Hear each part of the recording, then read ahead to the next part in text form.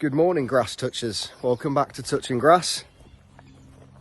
You find me today on an absolutely phenomenal spring day, and for once I got the day off work. That's it. Now, today's video I think is worth making because I think it's a question that's been asked before, and I'm sure other YouTubers have done videos on it. Wow. Oh, I do love a good field. So the question is why? Why do we do what we do, whether it's hiking, camping, backpacking, horse riding even? You know, why do we choose these activities that involve getting outside? It's activities you can't do at home. And I think there's a plethora of reasons, depending who you ask, depending on their life story, depending on their sensibilities, depending on who they are. It's going to vary from person to person. But I just wanted to go through the reasons why I personally do, maybe just to give some context to people who don't quite understand it. And one of those big reasons, for me personally, is wanderlust. I love exploring. I really do. It's even if this is a woodland I've been in 100 times, I've rarely ever come this way. I think it's actually on a shut off land, but you know, fuck it, right to Rome. Yeah, it's to explore and it's to see new things, and you know, fuck me, what plant is that? And try and find out what it is, and trying to develop a deeper connection with nature is, I think that's the primary reason why I do it. I've always said, you know, people hurt you, but nature never has. Now, stupidity can hurt you in nature, but nature itself, as long as you take your precautions that are necessary in your area. Luckily, we don't have bears and fucking mountain lions here, so I don't need to worry about that. But yeah, I think it's stupidity that will injure you in nature, not nature itself. That's just my personal belief. Anyway, I'm getting sidetracked. Yeah, wanderlust. I want to be out here, and I want to be hearing those noises and just soaking it all in.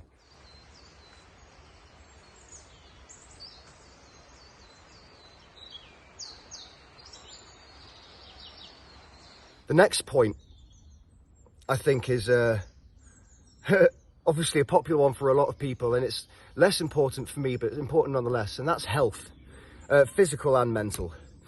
I've already done a video covering mental health. There's a shadow on my face. I've already done a video covering, you know, let nature heal you. I think it was my second or third. So I've already touched briefly on that, and I went through a few things about what it's done for me in my mental health.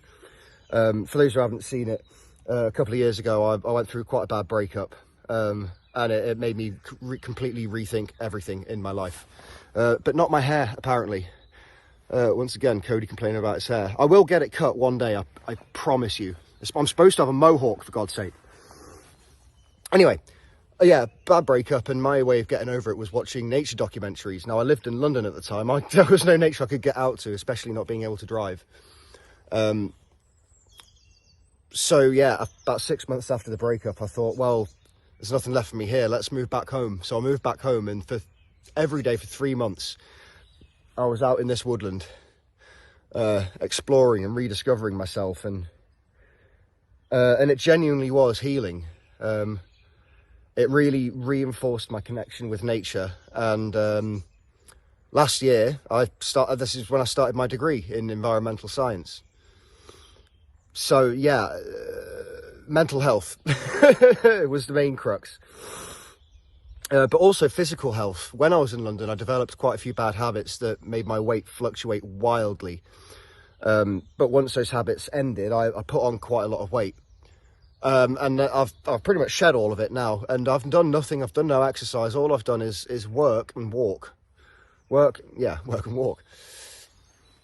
So if you're one of these people who maybe struggles with their weight or their perceived image of their weight, maybe nature exploration is for you. Maybe that's the thing that can, you know, push you to get the motivation. Because I know, you know, motivation's a big part of it. At least it was for me. And I wasn't motivated in London to get out and lose weight. But once I got here and realised the beauty that I was living in, that motivated me, and losing the weight was just a side effect, really.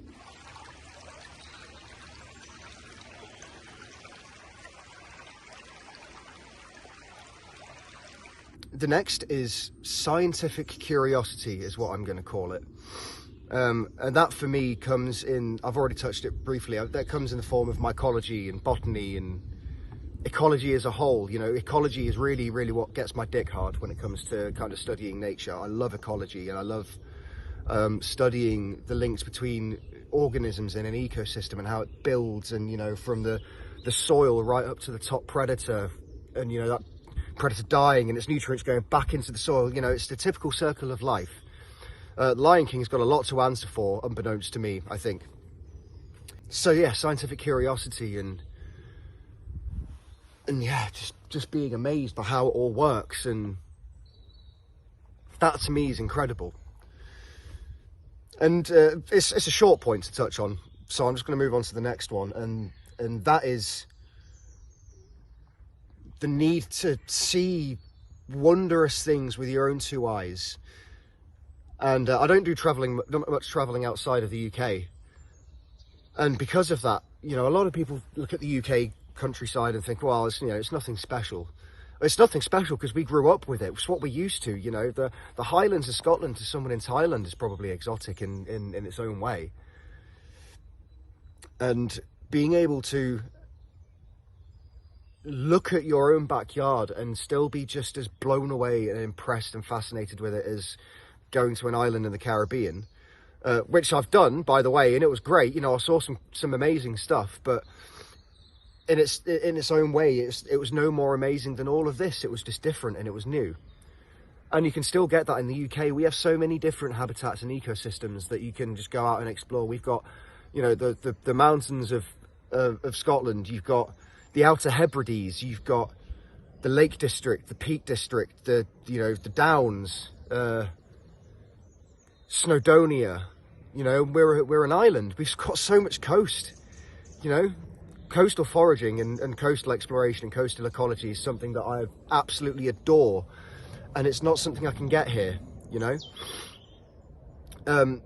So that's new in itself. Well, maybe not new. I've been to Cornwall a few times, but it's a break from the norm. And if you learn to embrace everything, you start to enjoy everything. You're never bored. You know, I've been out in these woods 100 times. I'm never, ever bored. There is always something new to see. From season to season, week to week, there's something new to see. There's new flowers coming out. There's new mushrooms coming up. You're seeing more and different wildlife. You know, the days are getting longer. Christ, there's so many animals in these woods that I know are here that I've never seen. And I know they're here from surveys and anecdotal evidence. You know, I know there's otters here, and I'm dying to see my first otter in here. There's all kinds of deer in these woods, and I've only seen one. It's just getting lucky, and to do that, you have to keep getting out, and it's a motivator. It drives me. I want to see that shit, man.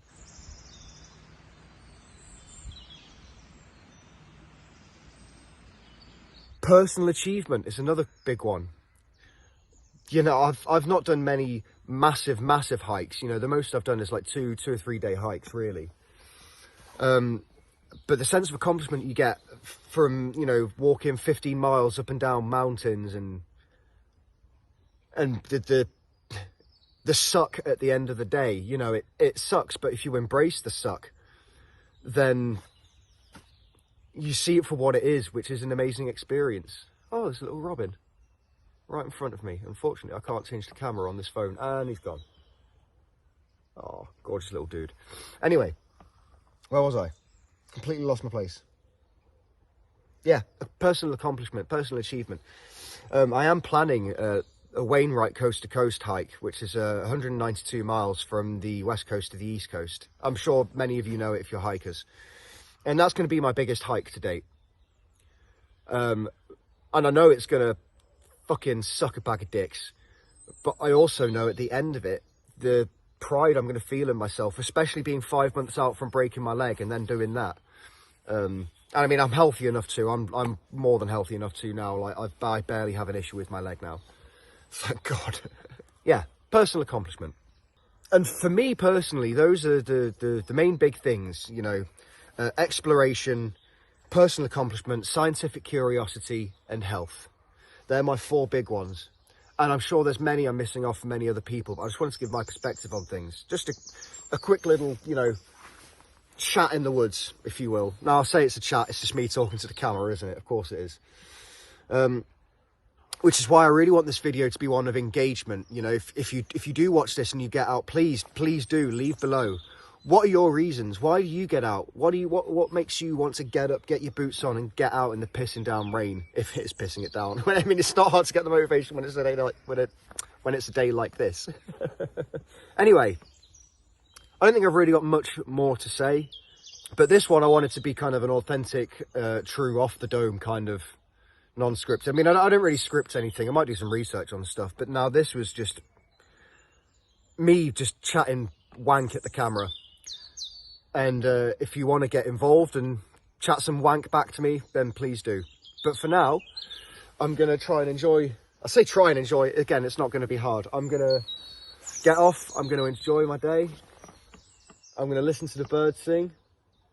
And I'm going to be thankful for being able to live a life that I live. It's not perfect, but God damn, it's better than it was about 3 years ago. I couldn't be happier. And I'm just happy that I'm around to experience all of this. So, with that thought in mind, I'm going to love you. I'm going to leave you. I'm going to see you in a bit. Just finished that recording and I'm sat here in the silence, and that's another thing. Peace. Peace and fucking quiet.